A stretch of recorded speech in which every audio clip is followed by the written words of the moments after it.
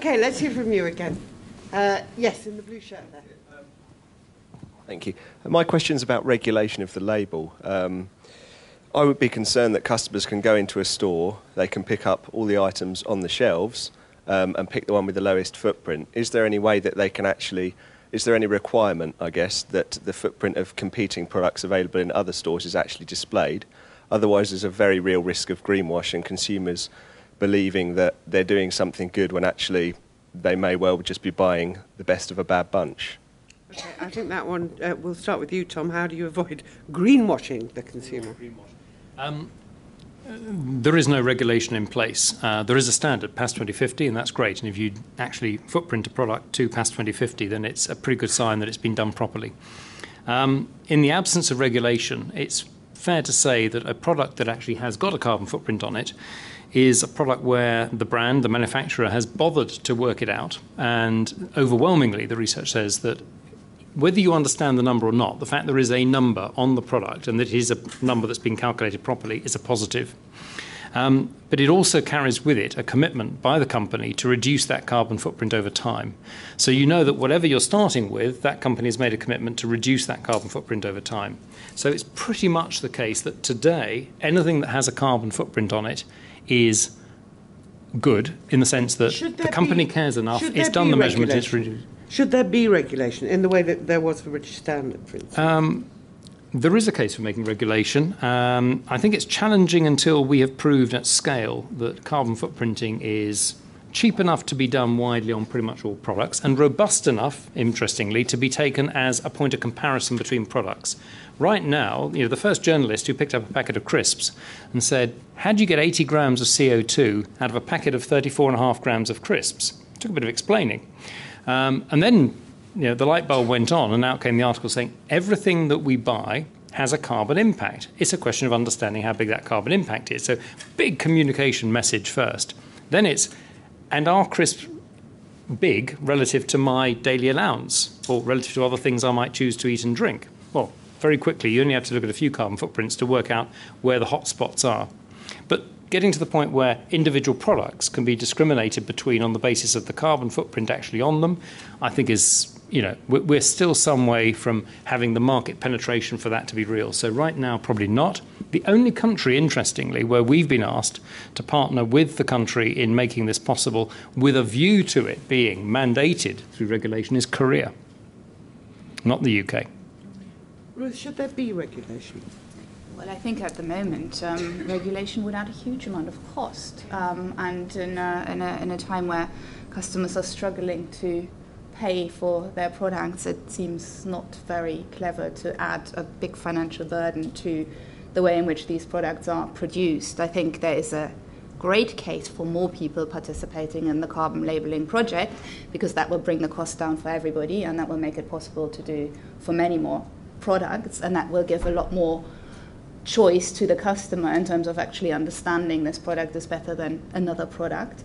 But for the time being, we use the Carbon Trust to certify our work to make sure it's credible. It is a fairly expensive and laborious process, and everybody who participates in the process commits to reducing the carbon in those products, which I think is, that's great. There was someone else just in front of you. Chap in the middle there, next to the one with the red tie. Oh, you have a red tie as well. Yeah, thanks. Thanks very much. About a decade ago, I was working for Oxfam, working to introduce fair trade products, which at the time were very much a minority interest in the UK. And I'd be interested in the panel's view as to whether there are any learning points from the fair trade experience in terms of just how mainstream that is, and almost can't get a cup of coffee these days that isn't in fact fair trade. What those learning experiences could be in the context of carbon. Rita. Oh, let me pose the question. What is the lesson that can be learned from fair trade? I think a couple of things. I think fair trade is a fantastic example, and whichever brand consultancy worked on the fair trade brand, I think is amazing. Wouldn't have been Instagram by any No. Absolutely. Actually, I think that it's fantastic from a number of perspectives. Number one is almost no matter what some of the complexities and everything else, Fairtrade have managed to really simplify what it is about. And there are lots of untidy bits around the edges, but in the end, the principle is something that people can really get hold of on what was an incredibly strong emotional connection that people have got. That's number one. Number two is that I think Fairtrade have made their brand really not only attractive, but also accessible. So I think that, the partnerships that Fairtrade have done, they've been open-minded about some of the partnerships, and they've been prepared to kind of make steady progress with partners too. I think that they have made both their brand, itself appealing, and also they've been easy to work with. And I don't mean easy as in a pushover. I just mean they've been able to work in a constructive way. So clarity, accessibility, and also again, making things easy to work with. I suppose it goes back to our previous conversation. I think Fairtrade has been really good at telling stories and humanising the issue and talking about empowering communities. And we've all got stories to tell that have particularly resonated with us, as Jenny did with the orangutan. And a very quick story that actually resonated through a different audience, an event I was at. There was a tough old, it was a vox pop, and everyone looked at all the stories, and there's one tough old Aussie farmer who probably never shed a tear in his life. And he told the story of quite a sad story about how climate change feels massively real to him because his farms are really suffering. His colleagues, his neighbouring farmers have committed suicide because they've lost dignity. They can't support their families. And it's, for a tough old farmer, that's really quite crushing blow. So it's those sorts of stories and the more positive ones as well where communities are left empowered because they are protecting themselves from bad trade rules or climate change that I think are terrific. And I think we can learn a lot from Fairtrade. But you raised earlier, Joe, that there may be conflicts between something like fair trade and carbon. I mean, if you're producing something in a fair trade way, you may well be flying it very long distances. How do you reconcile those two concerns, that you're trying to provide a good living for people who need it and at the same time trying to get your carbon footprint down? I think those things are particularly tough. And I can remember sitting at a debate on this topic about 3 years ago of international retailers at the World Retail Congress.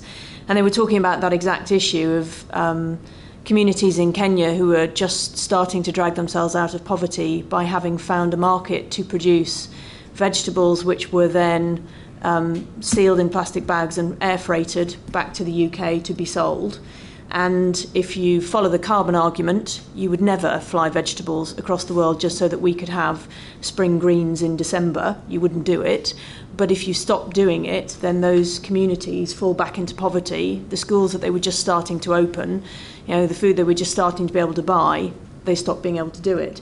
And that debate raged for a good hour of this kind of panel session between two people who were each very passionate advocates of their particular point of view without actually reaching any conclusions as to how they might find a middle ground. And you can imagine a world in the future where there may be a middle ground, but in order to get to that, you have to make some pretty hard choices. And I'm not sure it almost feels as if both from the developing world's point of view and from the Western world's point of view, in terms of the respective challenges we face, we've already got quite a lot of hard choices, so making them any more difficult feels quite tough. I do think, though, by the way, that Fairtrade have done a fabulous job, and one of the things for me that's so powerful about them is it does what it says on the tin. I can understand fair trade because I think, well, I'm buying something that's fair to people. If you make it more complicated as a label, I'm not sure I get what I'm buying. But I really understand that one. How does Tesco's reconcile this thing? I bought pineapples flown in from Ghana, I bought beans flown in from Kenya, and yet you're trying to become carbon zero. How? I mean, I would echo everything that Joe's just said in terms of the complexity of the discussion and the passions that it evokes. I just have two additions. I think we do find that in some instances fair trade is actually very efficiently produced. So a lot of fair trade producers may actually be using less carbon than an equivalent first world producer. So it's not a given. I also think that to some extent the food miles discussion has been an unhelpful one. I think it is understandable that as we all embark on our understanding of climate change, we will sometimes go down wrong routes. But I think food miles are, again, they're very visual, they're very easy for people to understand, but they don't actually always work. So unless you're buying seasonal as well as local, food miles can have the opposite effect. So if everything you buy has been grown in a greenhouse in Kent, it is probably not actually more carbon efficient than if it's been flown in from a fair trade farm in Kenya.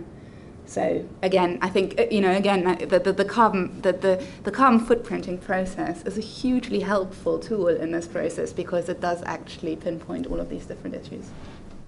Tom? I think the one thing that's very unhelpful is to try and actually compare carbon with fair trade. I think they are two completely separate issues. I think you need to be informed as best you can on both.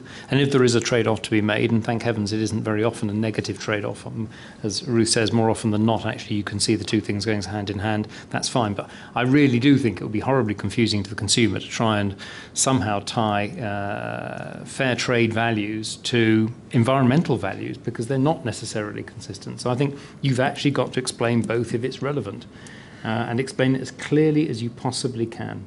I mean, we were asked, because we'd done the work, to comment on young seafood and the process of taking prawns to the Far East to be shelled by hand and then frozen and brought back again. And from a carbon point of view, that comes out in the wash. It's pretty much the same as doing it in an automated plant in the northeast of England. You can add many, many other factors to whether you think that's the right or the wrong thing to do. But from a carbon point of view, it came out in the wash. And I think it was important we said so. Chap in the front row had his hand up in the pink striped tie.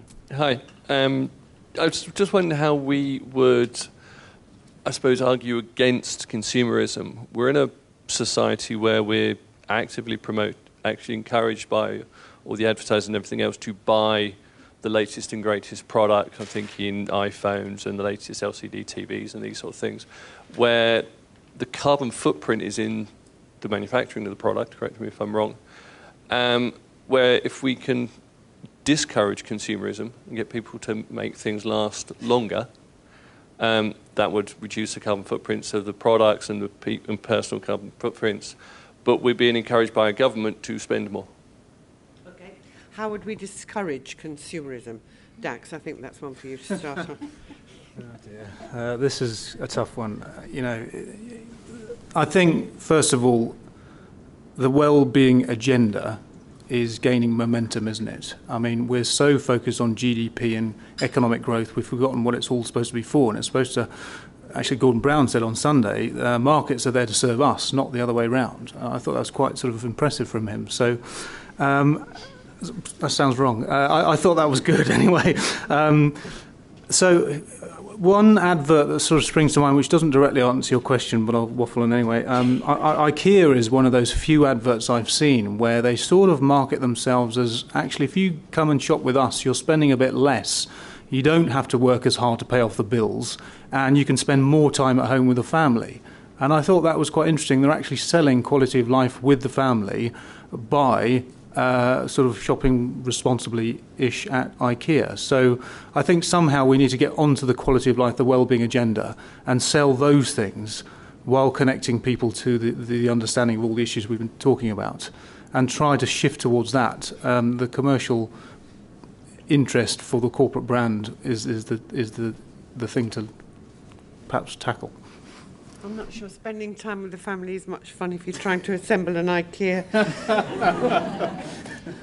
bunk bed, as I once did. Anyway, Rita. I just want us to think through what the term discourage consumerism would actually mean.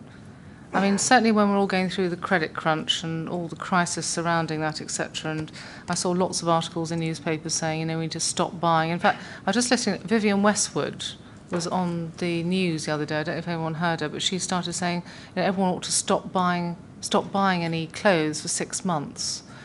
Now, just thinking through the consequences of that, which is that means that factories are going to be closed, and that means that people are going to lose their jobs. And you start the rather unpleasant cycle of job losses, less money around, less sustainable wealth, less ability to pay for civil society, less hospitals, less money for schools. I mean, that is an incredibly long chain and sequence of events. Now, obviously, the corollary of that is, my God, we're on an express train. If we don't keep on consuming, people are going to lose their jobs. But that is the truth of the matter at the moment. I think that all that demands is that we find a way for people to satisfy themselves and not feel as though they have to sort of sink into subsistence farming, nor indeed that they have to live darker, dirtier, or less convenient lives, and start people along the cycle of consuming differently, so that you can start then maybe having the conversation about consuming less. I think having an agreement about quality of life, because as you know, at the moment, if you look at people's understanding of quality of life, at the moment that tends to be stuffed with, that means I need lots more material things. And the transition of our consuming society from stuff maybe to services and to other things on a journey to better quality of life in the broader sense is very important. Now, governments can talk more about quality of life. I mean, whatever you think about David Cameron, he did actually publicise the debate about quality of life and well-being, and he got a really good cynical kicking for it, unfortunately, as well. But nevertheless, he raised the issue about, well-being index rather than GDP and so on. So all I'd say is that it's much more complex than obviously we'd ideally like it to be. We need, obviously, to get on a journey of consuming less. But if we start trying to have conversations with people about, and this means you need to do that, or not do this and not do this, back to Joe's earlier point, which I thought was people put their fingers in their ears, and particularly when they get too much information, put their fingers in their ears and go, wow, wow, wow, and don't do any of the things that you want them to do. Yeah, somebody shared an example with me on this, which I thought, when I said earlier about this can be a great stimulus for innovation for businesses, and this seemed to me to be a great example of it. I don't know if people are aware, I think it's Interface Carpets. The Interface Carpets model, for me, is a perfect example of this question, which is a company who made their money by recarpeting offices and commercial premises. So obviously, for them to make money, you need new carpets. So their interest is in you needing new carpets as frequently as possible so they can make money coming to bring you carpets. On the back of trying to be more sustainable, they looked at their business model and decided there could be a different way to do this. How about if instead of us making money when you get new carpets, you sign a service agreement with us? And for that service agreement, we guarantee that your carpets will always meet a certain standard over a period of time. Now, my interest is in your carpet lasting as long as possible and me not needing to replace it, because that's how I make money. Because if I have a service agreement with you and for a year or two I don't need to do anything because the carpet lasts, then everybody wins. I still make money, you still get the service of the carpet that you want, but we've just stopped creating more carpet for the sake of me selling it to you to make money. That, for me, is a perfect example of business innovation in a sustainability sense that says, how can you make your business model different? So to go back to the clothing one with Vivienne Westwood, I know it sounds a bit weird and wacky, but maybe instead of going into your store of choice to buy clothes, you have a contract with them. So you have an agreement that you will have your clothes refreshed, refurbed, and they will partly provide you with new pieces, but partly take the pieces you've got, add a different piece of tailoring to them to make them more now, or just clean them thoroughly, or just retailor slightly, or let them out, or take them in, or whatever. That might be a way of still making money as a clothing retailer, but not consuming quite as much resources. It's called Make Do and Mend. I think we've got time for two more questions. Yes, chap there. Hi, my name is Neil. I'm a small producer of an innovative, low-carbon, sustainable branded product, and it's not a commercial, so I won't tell you what it is. My dilemma when approaching retailers has been that because it's a small business, until you have the critical economics of scale, you are more expensive as a green product. And the other thing is that businesses don't really have a model for manufacturers, innovative manufacturers like myself, to get in.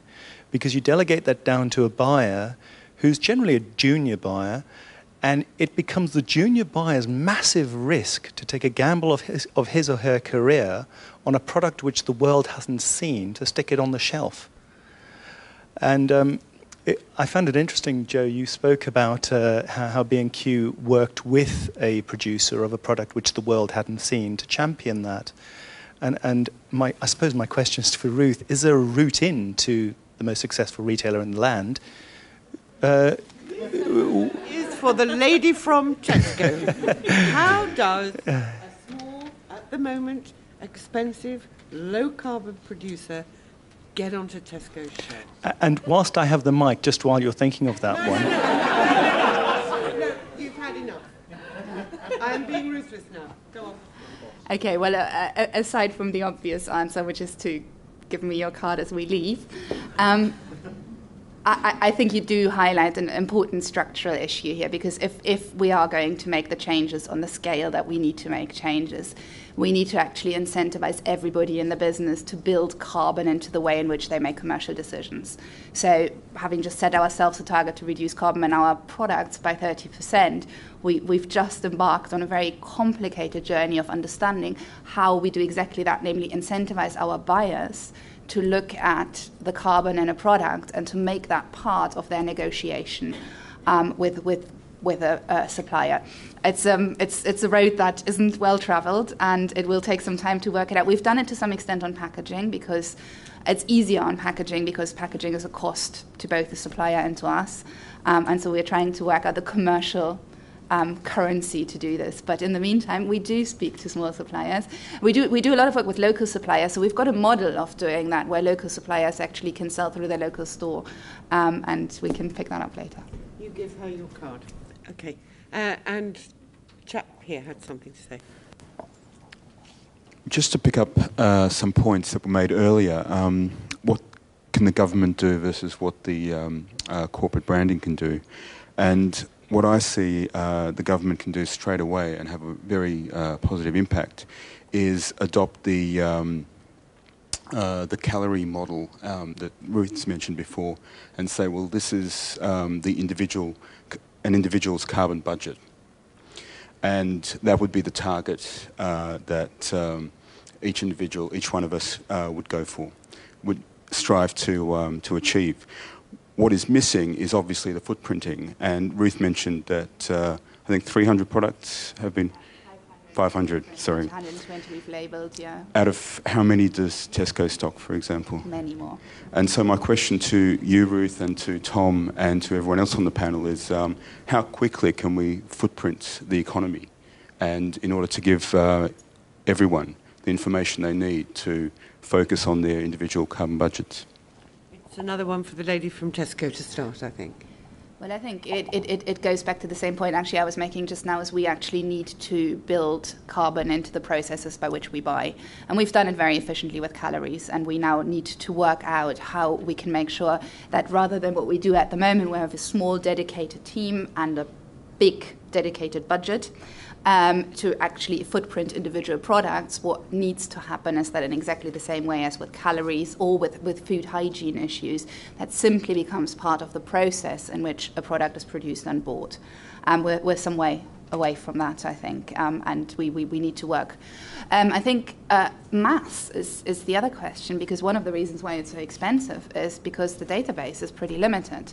So we can now do it pretty cheaply for other milks, but embarking on soy milk is a whole new process. So the more people, the more of our branded suppliers, the more people in this room actually embark on the process, the easier, the more cost-effective it becomes, and you gather that steam. Tom, how easy would it be to adopt the calorie model?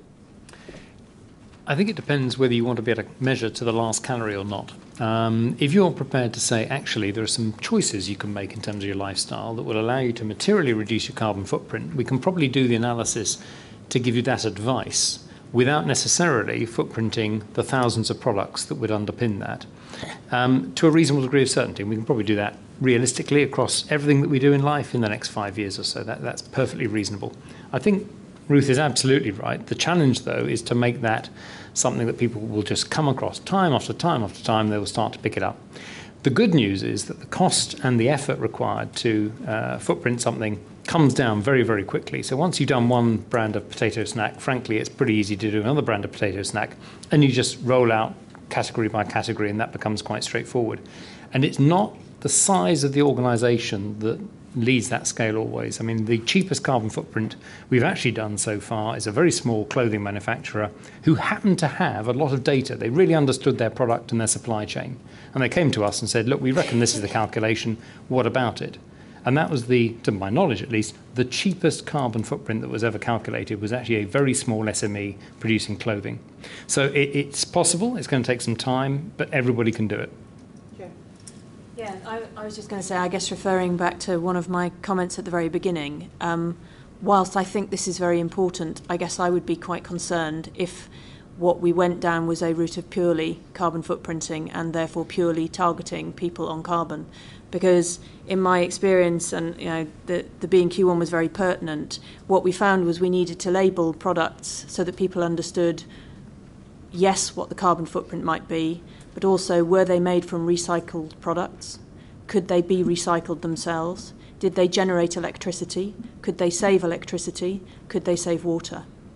And actually, so it's like calories. Calories is a great wrap-up, but if you follow calories alone, you can end up making some decisions that aren't necessarily good for you in terms of fat versus sugar, because actually it's a little bit more than that. So you need to think about protein, fat, sugar. There's one level down. And I know it seems complicated enough to carbon footprint, but I would be worried if that's all we did, because I think there is a level down which looks at all those other issues. Yeah.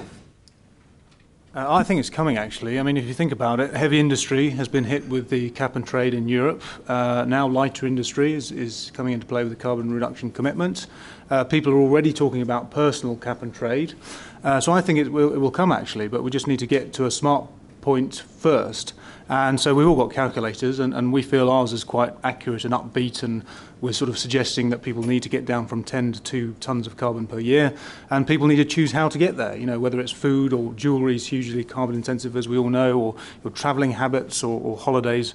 I think we need to arm people with information in order that then they make their choices on how to get to that carbon budget. Rita?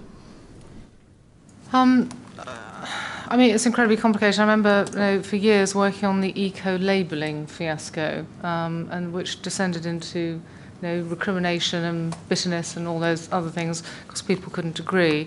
I think, I agree with Joe that it's not the only issue, and we are in danger of wrapping it up, I think, in a way that maybe doesn't give the whole picture.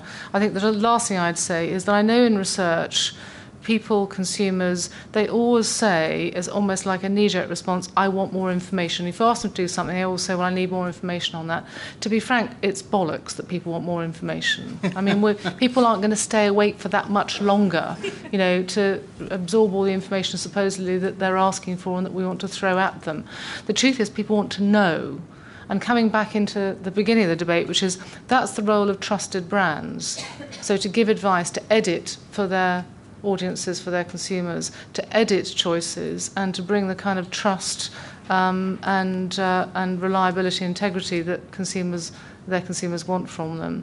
So I think I'd rather go the trust route as opposed to the swamped with yet more information route, with all the punch-ups that I know would happen on labelling, whether for carbon or anything else.